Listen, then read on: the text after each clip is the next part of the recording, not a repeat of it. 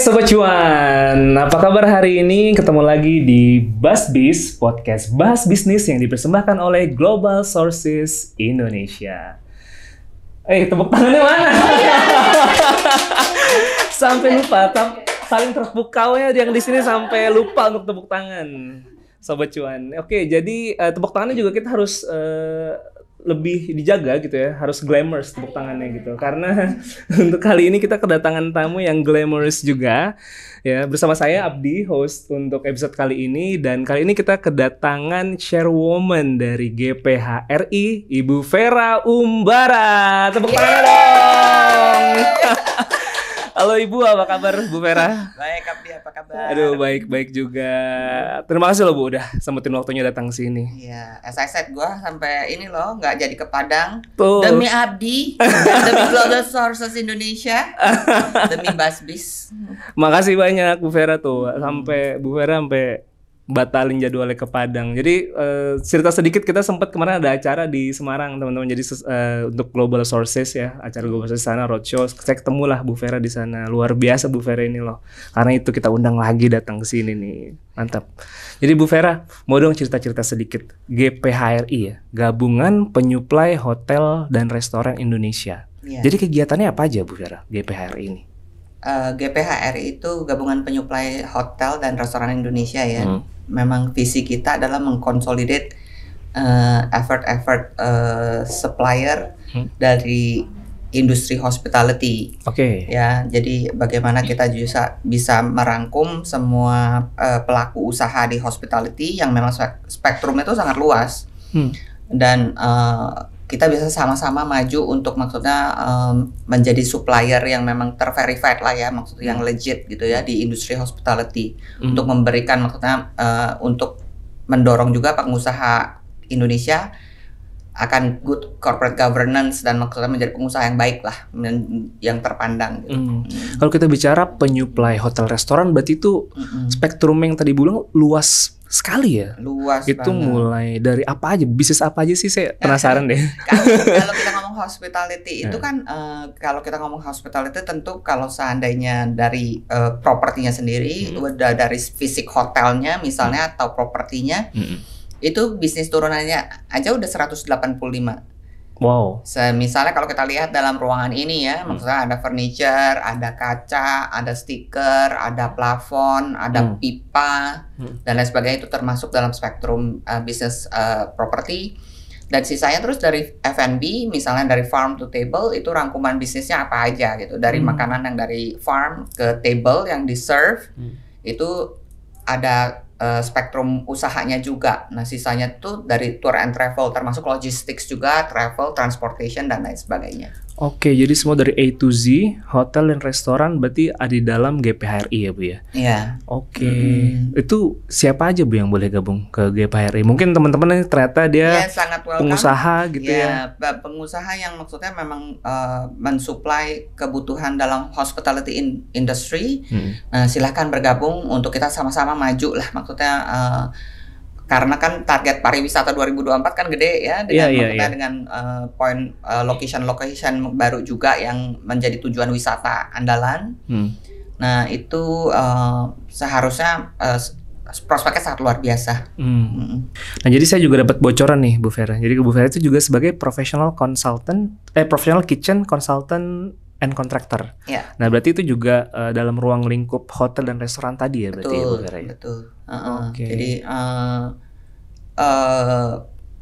ini sebenarnya kalau seperti tadi ya, kan spektrum hospitality itu kan gede gitu ya.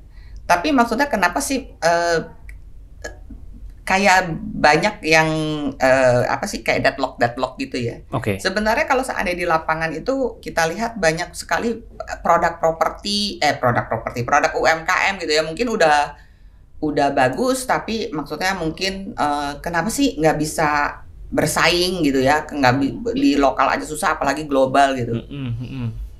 Nah sebenarnya justru kalau kita lihat kemauan orang Indonesia untuk memakai teknologi gitu ya, atau maksudnya mempelajari lebih baik, maksudnya buat produk yang lebih bukan sekedar manual atau berdasarkan apa yang mereka sudah pelajari turun-temurun, tapi lebih menggunakan maksudnya apa yang sudah ada depan kita nih pada saat ini ya. Maksudnya kita sekarang udah coming to this era of information, di mana kita banyak pelatihan juga yang bagus-bagus yang juga mungkin kemarin sudah dilakukan juga oleh Global Sources Indonesia di Semarang gitu ya.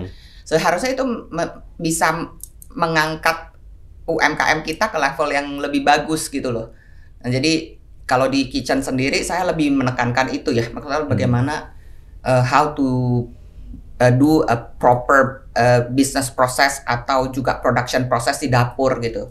Food technology and packaging technology yang bagus lah, yang benar-benar sesuai dengan good manufacturing procedure dan maksudnya juga standar higienis internasional HACCP. Apakah memang masih banyak Bu yang nggak sesuai standar lah, tanda kutip gitu ya? Banyak. Nah sebenarnya banyak banget ya.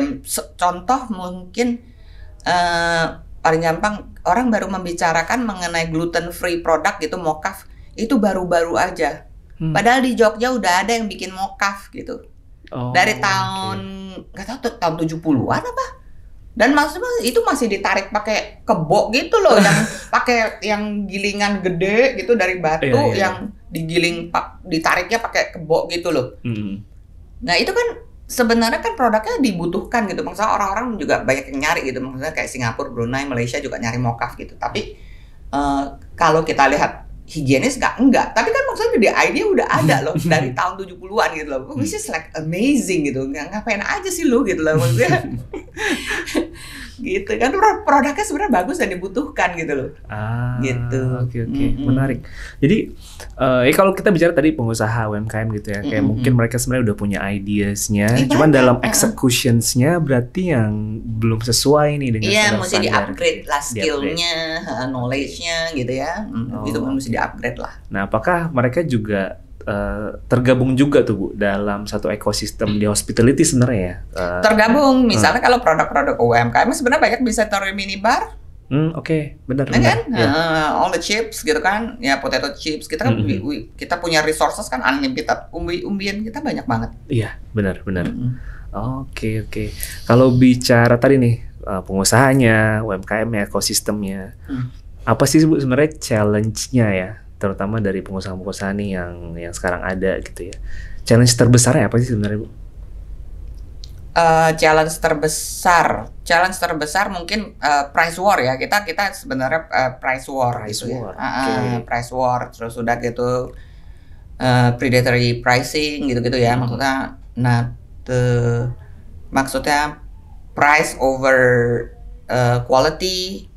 Pemahaman seperti inilah sebenarnya. Misal contohnya gini, kalau seandainya gue quote harga mesin misalnya, harga mesin untuk bikin empek-empek yang semi otomatis gitu, misalnya taruhlah harganya misalnya 2M gitu. Pengusaha pasti oke, coba gue lihat mesinnya kayak apa sih gitu kan. Yang ada dia pergi ke Tiongkok terus gitu dia beli gitu kan, dia bikin sendiri di sini. Terus karena dia beli sendiri, terus di sini kan nggak ada after sale service ya, nggak ada spare part ya gitu kan. Berarti kan dia mungkin mencari yang lebih murah di awal, tapi menjadi mahal di kemudian harinya.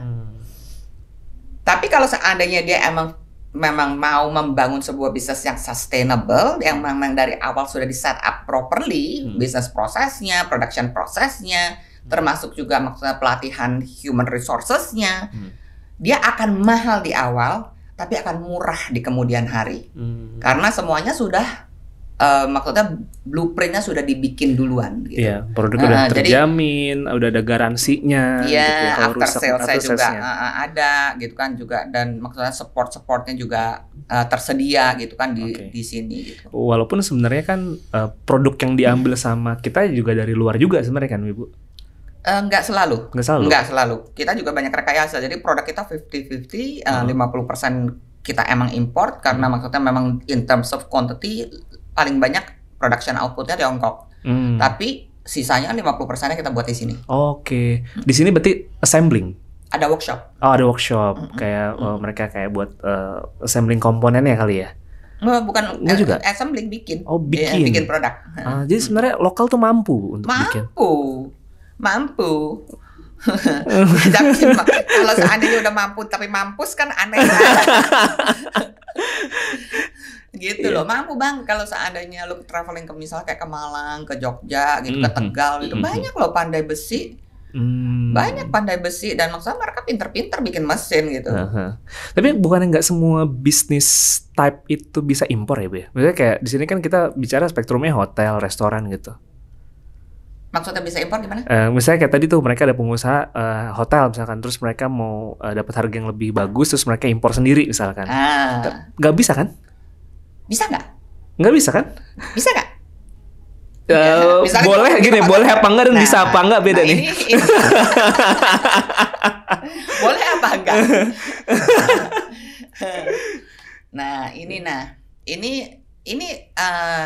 Ini lu yang angkat ya isu terkurang ya. Misalnya gue mau bangun hotel nih, gue belanja ke Tiongkok ya, gue beli guling, gue beli bantal, gue beli seragam karyawan kan di sana udah ready dan murah-murah tuh ya. Gue beli segala macam perabotan sampai piring mangkok semua gue beli dari Tiongkok. Terus menurut lu gimana cara masukinnya? Sewa jasa dong. Jasa ya? Iya. Silakan diminum dulu. Terus sewa jasa dong. Jasa dong. Okay. Jadi itu sebenarnya boleh nggak sih kalau kayak gitu? Gimana tuh? Misalnya kan kalau kayak gini kan tableware, ini kan kena SNI. Oh iya benar. Ya, beberapa barang kena SNI. SNI. Tapi kalau seandainya gue masukin gitu, karena kan gue mau bikin hotel, gue belanja sendiri kan, piring mangkok apa segala macam, gue belanja semuanya. Nah kira-kira gue apply SNI nggak? Kan gue butuhnya cuma buat satu hotel gue doang, gue bukan bisnis piring mangkok. Oh, harusnya apply SNI ya. Kalau dia player untuk dijual lagi. Ya, tapi kan gue buat ngisi hotel gue sendiri. Misalnya gue bangun hotel nih. Oke. Nah jadi gue gimana? SNI-nya gimana? Secara legal nggak sah dong barangnya. Oh gitu ya? Itu yang ngomong ya? Nggak, saya nanya loh. Ya ini adalah hal-hal yang mungkin perlu di-educate juga ya. Maksudnya karena kan maksudnya bagi pengusaha yang tergabung di GS gitu ya, yang mengekspor piring mangkok, mungkin apakah maksudnya mereka juga akan maksudnya bagaimana mereka melihat these things happening ya, maksudnya people buying from direct gitu ya, and not through companies gitu. What difference does it make gitu ya? Bagaimana perbedaan-perbedaan yang timbul gitu, dan maksudnya pendapatan negara yang seperti apa sih akhirnya impact-nya gitu. Terus kalau kayak kita bahas yang tadi nih, Bu, sebenarnya ini lumayan hot topics juga ya. Minum lagi. Oke, soalnya hot topics ya. Apa hot topic nanti? Jadi tadi sih kita bicara yang sebenarnya kita harus mengeducate buyers gitu, bahwa sebenarnya belilah kayak barang dengan cara yang proper gitu, sehingga juga kita sama-sama menguntungkan pengusaha sesama di Indonesia lah, kita bicara gitu ya. Sebenarnya ada hubungannya nggak sih dengan regulasi? Kita bicara misalnya beli barang dari Tiongkok gitu. Sebenarnya regulasi impor yang ideal harusnya seperti apa, Bu? Jadinya bisa mendukung juga nih produksi dalam negeri, bisa mendukung juga pengusaha dalam negeri juga gitu. Kalau seandainya kita ngomong mengenai itu, bukan hanya pembelinya aja yang harus dieducate, sellernya juga harus dieducate ya, bagaimana untuk terciptanya sebuah maksudnya sebuah ekosistem bisnis yang adil, yang fair ya, fair business, dan maksudnya yang memang yang abide by the law gitu ya, maksudnya mengikuti peraturan impor, peraturan perpajakan, dan aturan main gitu ya di dalam negerinya sendiri gitu. Kalau untuk UMKM, kalau seandainya kita lihat kan importasi itu kan 80%-nya itu adalah bahan baku ya. Mungkin kalau seandainya untuk maksudnya membangun UMKM ya, mungkin kita mesti kaji juga ya, maksudnya SWOT-nya seperti apa gitu ya. SWOT analysis UMKM pada saatnya potretnya seperti apa gitu. Yang kita tahu kan emang jumlahnya banyak banget gitu. Jumlahnya banyak banget, dan maksudnya in a lot of ways mereka juga menciptakan lapangan kerja dan maksudnya mengkontribute perputaran keuangan dalam negeri juga. Excuse me. Jadi ya seharusnya regulasi itu dibuat maksudnya bagaimana untuk menciptakan iklim usaha yang adil dan win-win bagi penjual dan pembeli. Itu yang ideal. Iya. Pertanyaannya, udah ideal belum Bu menurut Ibu sekarang? Udah ideal belum? Nah, kalau seandainya kita lihat, kalau seandainya udah ideal atau belum, berarti kan kita mesti lihat industri hulu kita udah siap atau belum, infrastrukturnya udah siap atau belum. Ya kan, kalau seandainya emang PR masih banyak, terus yang mesti dipertanyakan, apakah peraturan itu meringankan atau membebani? Iya kan, kalau seandainya memang industri hulunya itu belum siap, dan misalnya kita ini negara kepulauan ya, maksudnya Indonesia kan negara kepulauan gitu. Transportation cost kita kan mahal banget ya. Betul. Dan bagaimana ini pemerintah mungkin udah melakukan apa nih mengenai hal-hal kayak gini gitu ya. Dan untuk produk-produk UKM kah atau perikanan atau apa di tempat-tempat yang terpencil gitu, itu solutionnya gimana? So what kind of solutions the government provide gitu ya for all these weaknesses that we have gitu kan? Gitu. Are we connected already gitu? Apakah kita sudah terkoneksi semuanya gitu? Kalau seandainya di Tiongkok kan beda, itu kan maksudnya disebutnya kan talu gitu kan, daratan besar gitu kan. Transportation cost is very cheap gitu kan, dia tinggal following satu train line aja kan, kemana-mana pakai kereta. Kita punya tantangan paling besar adalah maksudnya kita punya transportation cost is very expensive. Karena pulau kita banyak. Yes. Sebenarnya kalau seandainya untuk maksudnya import dan regulasi import yang seperti kemarin itu dibuat per bulan Maret untuk barang-barang elektronik misalnya ya.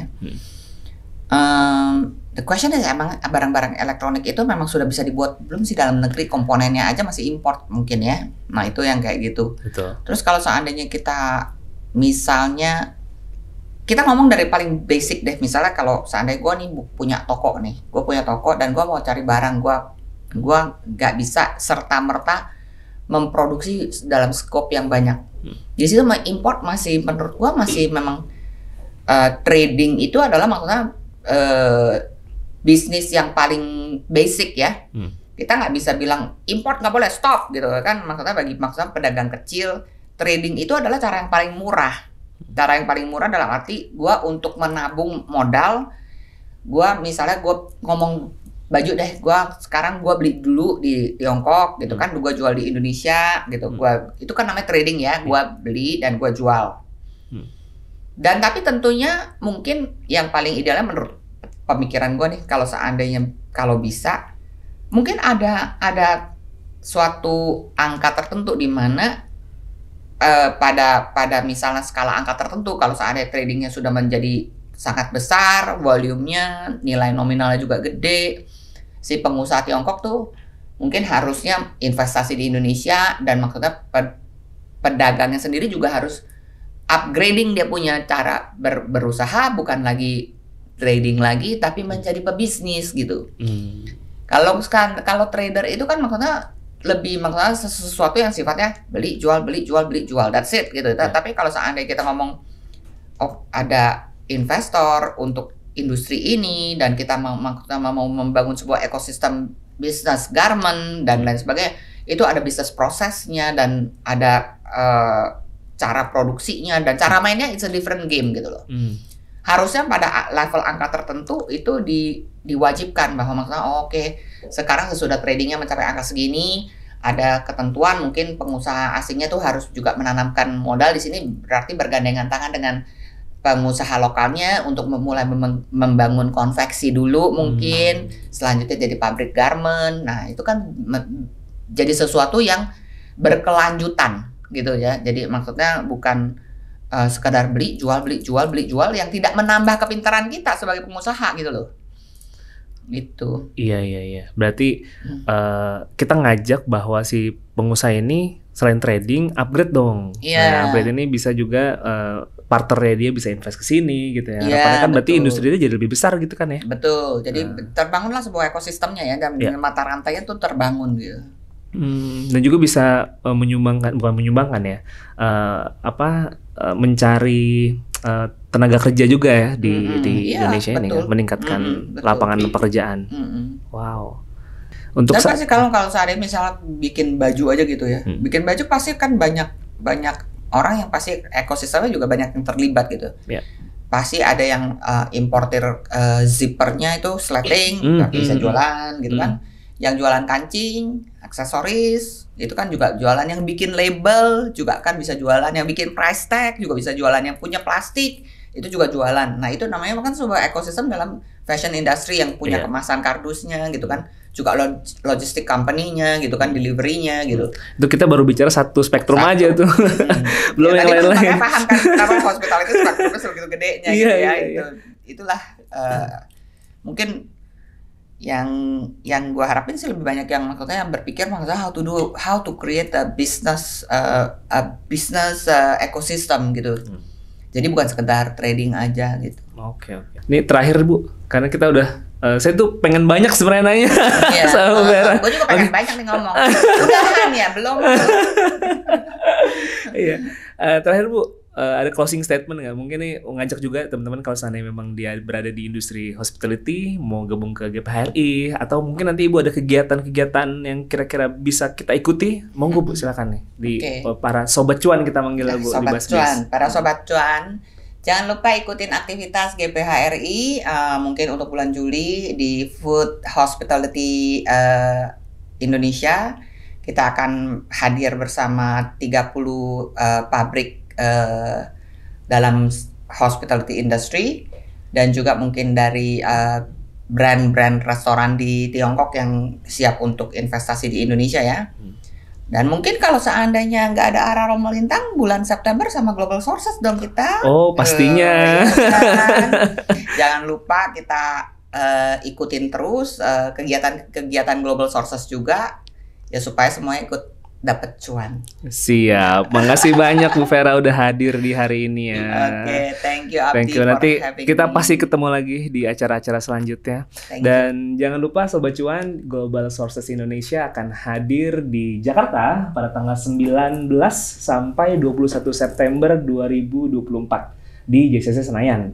Oke, jadi teman-teman yang ingin langsung ketemu dengan ratusan supplier dan manufacturer dari Tiongkok, Taiwan, Hong Kong, dan juga Korea ya, bisa hadir langsung di Global Sources dan langsung bisa pegang barangnya karena sampelnya ada. Kita punya lebih dari 80.000 sampel yang ada di acara Global Sources Indonesia nantinya. Jadi terima kasih teman-teman, terima kasih juga Ibu Vera sudah hadir di sini. Jangan sampai ketinggalan dan jangan lupa like, comment, share, dan subscribe agar tidak ketinggalan episode BuzzBiz berikutnya yang pastinya menarik dan informatif. Dan BuzzBiz dipersembahkan oleh Global Sources Indonesia. Global Sources Indonesia, sourcing jadi mudah.